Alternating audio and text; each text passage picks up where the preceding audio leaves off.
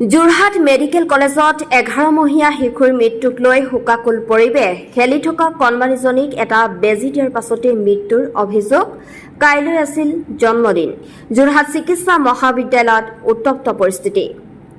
Jorhat medical কলেজত এজনী 11মহীয়া কণমানি শিশুৰ মৃত্যুক লৈ সৃষ্টি হৈছে এক কৰুণ পৰিৱেশৰ। লগতে হাহাকাৰ পৰিৱেশৰ সৃষ্টি হৈছে মেডিকেলত।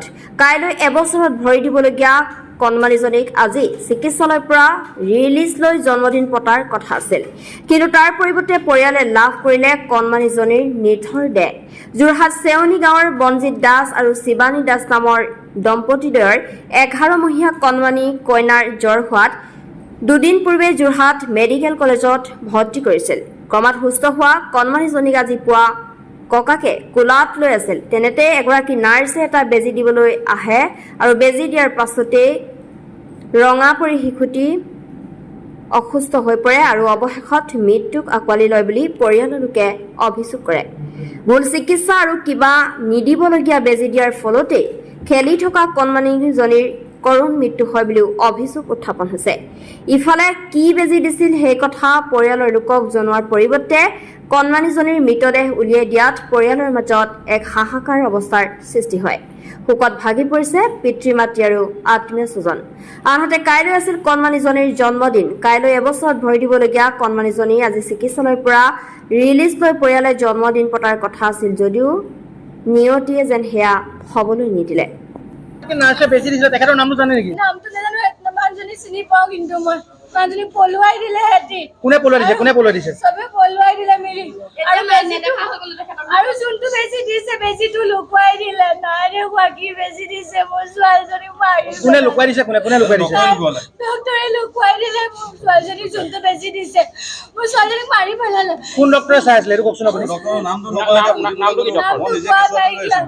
নামটো কোৱা নাই, কি মোৰ ছোৱালীজনীক মাৰি পেলালে, বেজি দি মাৰি পেলালে।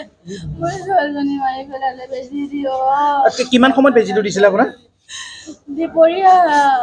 দুপৰীয়া দিছিলে। ৰাতিপুৱা দিছে। আজি ৰাতিপুৱা দিছিলে।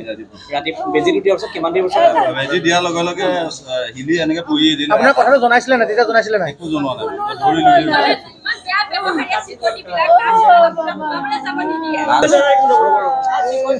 তাই খুব তাই নাচিছে, নচাৰ কাৰণে মই বোলো হেৰিবোৰ সোমাই আছো বোলো, দুখ পাবা তুমি নানাচিবা বুলি কৈ মাকৰ হাতত দিলো। বোলো গাখীৰ অকণ দিয়া নাচজনী আহিলে বোলে বেজী দিব লাগে, আপুনি ওলাই দিয়ক, এজনে থকা।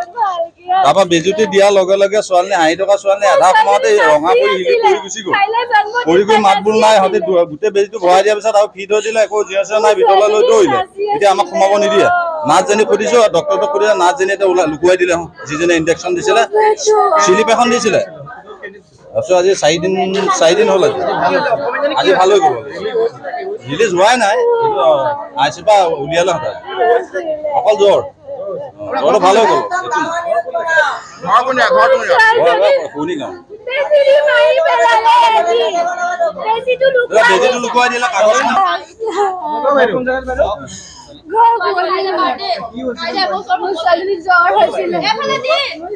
বচাব নোৱাৰো, আমি চেষ্টা কৰিছো কিন্তু ছোৱালী ৰঙা হৈ গ'ল। ইনজেকশ্যনটো লুকুৱাই দিছে ডক্টৰে। ডিঙি পেলাই দিলে মোৰ ছোৱালীয়ে। কি বেজি দিলে? লুকুৱাই দিলে বেজিটো।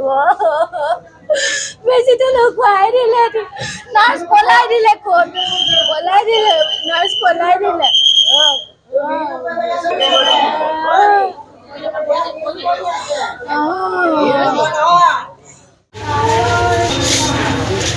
ট্ৰিটমেণ্ট হৈছে তাইক। এতিয়া নাৰ্ছজনীক লুকুৱাই দিছে, ইনজেকশ্যনটো নেদেখায়। এতিয়া নাৰ্ছজনীক যেতিয়া লুকুৱাই পিনি লোৱাৰ লগে লগে পুলিচক যেতিয়া মাতি ভিতৰত সোমাব দিয়া নাই, এইটো ডাইৰেক্ট ৰং।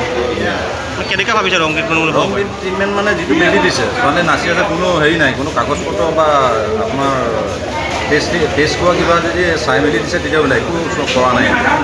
নকৰাকৈ যদি ইনজেকশ্যনটো দিছে আৰু বেজীটো ডাঙৰ দেখিছোঁ, যেতিয়া তাই খেলি থকা ছোৱালীক বেজীটো দিছে, আধা সোমাওঁতে নাচি থকা ছোৱালী বেকা হৈ গোটেই গাটো ৰঙা হৈ শকত বমি কৰি দিছে। তেওঁ বেজীটো দি আছে।